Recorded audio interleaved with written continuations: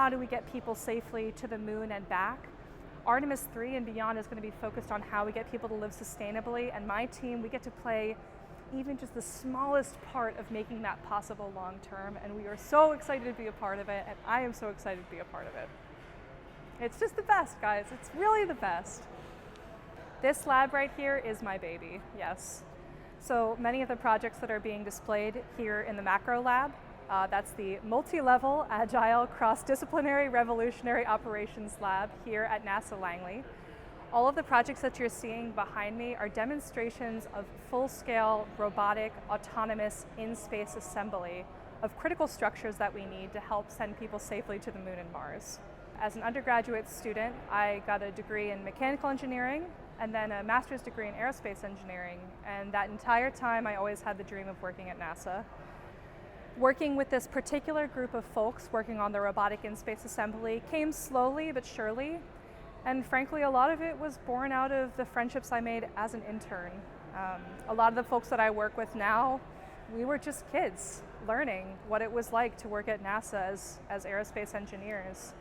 And over time, those relationships as young engineers fostered these strong relationships as more seasoned engineers who were able to develop technologies that would be very useful for helping astronauts get safely to the moon and Mars. I guess there's the cliche phrase of saying you should always follow your dreams. And I do think that you should. If you want to be here someday, you absolutely can be. And it does not matter where you're coming from, what your background is. If this is something that inspires you, if space exploration or aeronautics is something that inspires you, I need you to focus on science and math classes, but I also need you to focus on asking questions all the time and always wanting to find those answers. Working with anybody, working with teachers, working with mentors, working with your parents, your grandparents, your aunts, your uncles, your parental guardians, it doesn't matter. Asking questions and always trying to find answers. Find the kind of people who will help foster that curiosity. Take the science and math classes along the way if you want to help do the actual engineering work. But it's that curiosity that matters the most if you want to work at NASA. Because the folks that I work with here on these cool structures behind me, we only got to this point of being able to prove these technologies because we were all curious and constantly asking questions, and because we had the right people advocating for us and egging us on to find those answers. I mean, we are so lucky that we have such a healthy culture here at NASA, enabling people like myself and my friends to answer those questions. Well, so the line of work that I'm in is modeling and simulation. So a lot of what I personally do is developing simulation environments to test what these systems will behave like when they actually get to the moon and Mars. For me, some of the most technically challenging elements of creating those environments to help our friends validate and verify their hardware, it's programming challenges. As a mechanical and aerospace engineer, my background is in understanding aerospace systems, but programming has never been my strong suit. I've said that for many years and I still say it now. From a technical perspective, in my line of work, knowing how to program something efficiently and get the fidelity of the environment high enough to really have confidence that that environment's reflective of the lunar or the Martian environment, for me, that's always been the hardest part. But I'm also lucky to have so many wonderful people to work with to help solve that problem together. NASA Langley, at least in the Hampton Roads area, touches a variety of technical topics that are necessary to help Americans thrive here on the ground, here in the air, and out in space. So you think back to Apollo, right? It was boots on the ground for the very first time. And that completely changed the world's perspective on what is possible for all of humanity, not just Americans, but all of humanity. This group of folks here that I've been working with in this lab, we're not just getting boots on the ground, we're getting them on the ground to stay and survive and thrive long term. I mean, we're the team that's going to make it possible for humans to sustainably live on the surface of the moon and Mars. We're talking about colonies far in the future, people living outside of Earth on a regular basis, and we're starting that research here to make that possible and demonstrating how it's possible. That is just the coolest part about being part of the Artemis missions. Artemis II is going to be focused on how do we get people safely to the moon and back.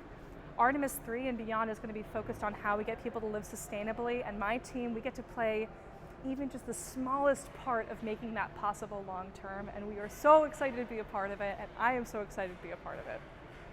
It's just the best, guys. It's really the best. This facility that we're in, the macro lab, operating in a way that allows us to do full-scale verification and validation of technologies that we will use on the surface of the Moon and Mars. To put that in layman's terms, how can we ensure that these technologies are going to work the way that we want them to when we actually send them to the Moon and Mars? This big crane-looking thing like behind me, it's called the Lightweight Surface Manipulation System. This is a customed, lightweight, structure-designed crane that can be used on the Moon and Mars to autonomously offload payloads from a lunar lander deck down to the surface. Why does that matter? Well, I'm only so strong. I can only carry things that are so heavy.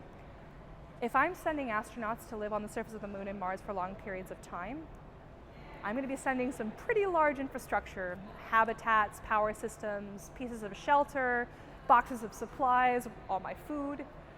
I'm going to use something like the Lightweight Surface Manipulation System to offload all of those critical payloads I just talked about from a lunar lander deck down to the surface.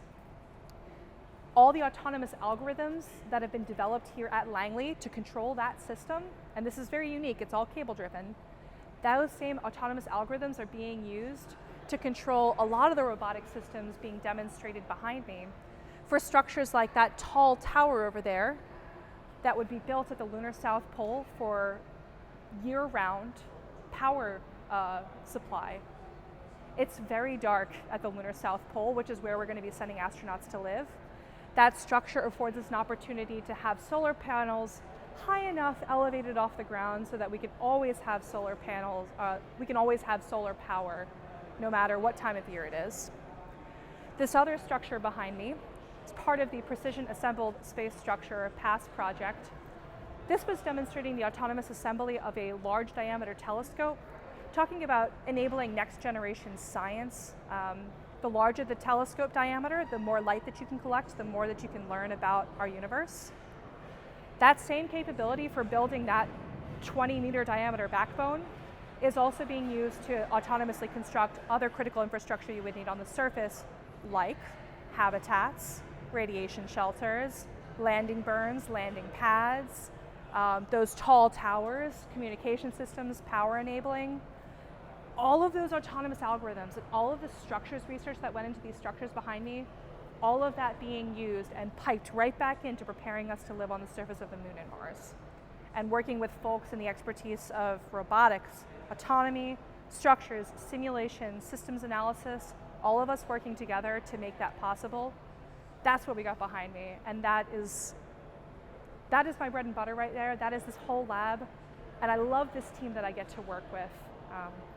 We're constantly pushing the envelope for how to make structures like these possible for the Moon and Mars, and we are going to make that possible to enable humans to live on the surface of the Moon and Mars long term.